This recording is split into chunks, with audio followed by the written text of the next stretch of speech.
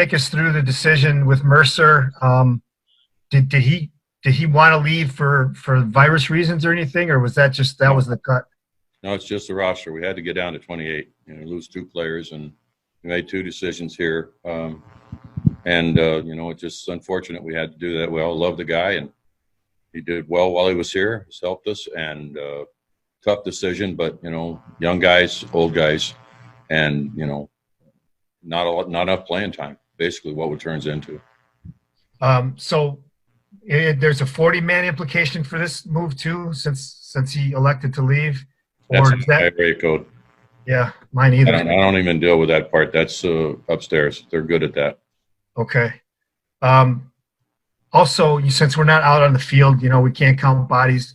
How's the injury report looking? Is there anybody that's dinged up, or is there anything new with the roster at this point besides the cut? I think everything's good right now. We're going out and do our thing today, and then get on a plane and head to Pittsburgh, and get in there this evening, going over all the new protocols they're putting out, and it's all good stuff. So we're just make sure we're safe while we travel. We're going to talk about that today.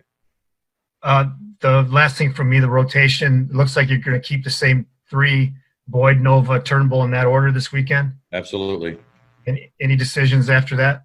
Yeah, I'll let you know when we get back. Or maybe the last day there. Okay. Homer's going to be in there, and we're still working on the last one, where we're going. Okay. Thank you. Thanks, Chris. Our next question comes from Jason Beck from MLB.com. Yeah, Gardy, what were you guys able to do today? And given kind of the spontaneous nature of this 4-day break, how productive do you feel you guys were able to be given such short notice on having basically like an all-star break type of thing off? Yeah, we just did the best we could. We got our the big thing was getting our pitchers throwing to some hitters, and our hitters actually throwing, or being able to take some swings and see the balls. And that worked out pretty good. You just have to ad lib as best you can when something like this happens. We didn't want to kill them. These guys were ready to play. They've been playing, so they wanted to see live pitching. Pitchers wanted to get on the mound and face some hitters. That was the biggest thing we needed to get done, to keep our pitchers online and ready to go, through this thing once we get to Pittsburgh. So we got enough done, and there was a good atmosphere. The guys, they get it. They understand it. There wasn't, too much complaining about it. It was just, let's get it done and go for it. And how much did the need for extra pitching factor into the decision with Mercer? Was this fairly like either Mercer or a pitcher, and just given the way you guys have needed bodies in the bullpen? It's just a roster move. We have to get down. You have to make decisions on which way you want to go, and you start talking about the playing time. We've got multiple utility guys, and you just start looking at playing time. And it just doesn't look like, we're going to try to, get Lugo in a few more ball games, see what happens with him. And,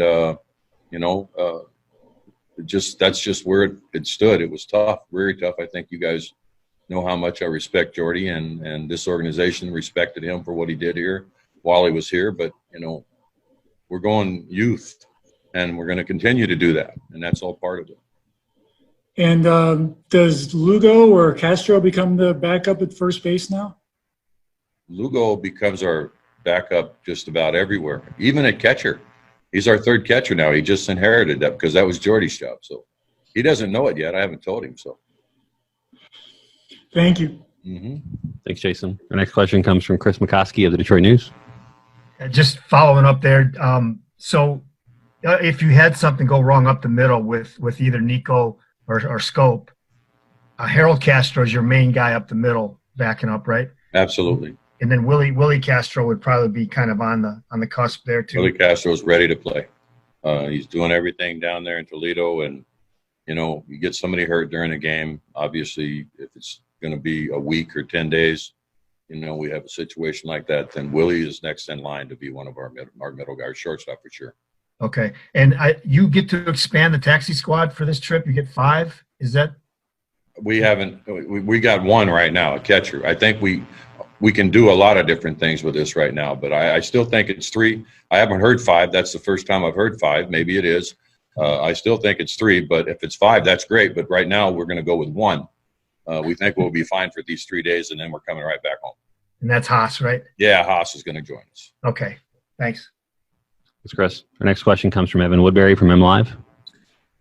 Hey, Ron, you mentioned the more stringent protocols that are being unveiled. What is the biggest difference or the biggest change that you'll have to get used to, especially? Well, I've read through them. Everybody that was sent to them, and we've all read through them. And, you know, it's about road trips a lot, about road trips and travel, the flights, what they want us to do.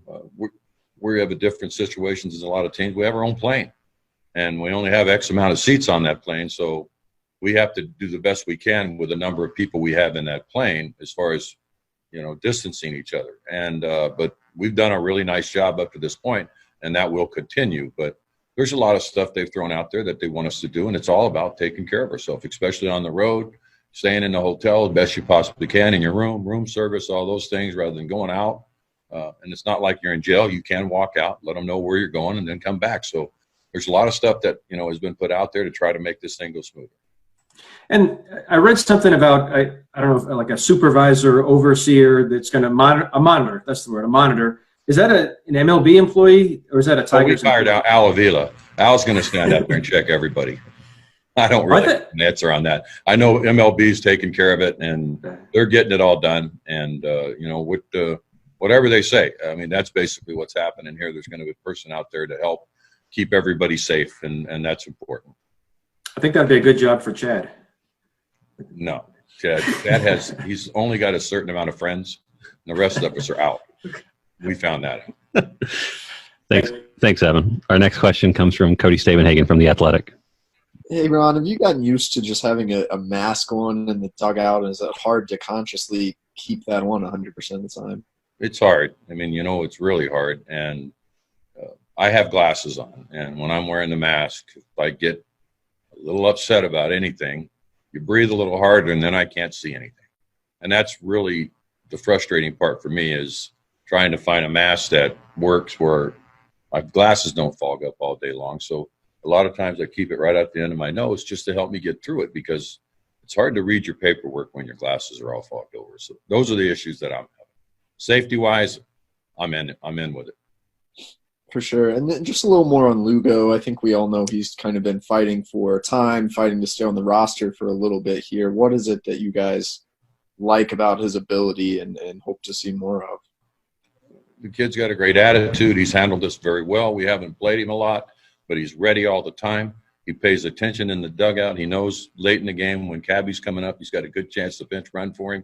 Those are all the things. And plus, he's improved so much. Defensively, if we can find enough at bats, we'll see if he can get that swing going. But defensively, he's improved so much. And I said that over last winter, said it in spring training. He's really confident. He brings some things to the table. He started as a second baseman.